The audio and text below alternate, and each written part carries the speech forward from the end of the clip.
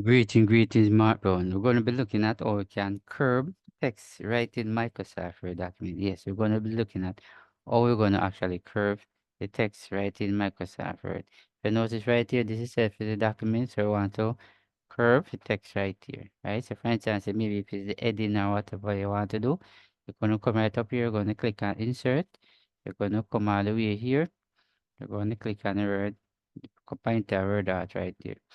Notice these are the different type of word art. I'm going to click on this one. Notice right here, your text here. So I'm going to type all about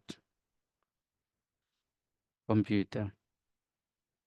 Right, so pay close attention to it right there. All right, so let me try down this word some more. Right, so notice right here. So in order for me to get it curved, I'm going to come right up here.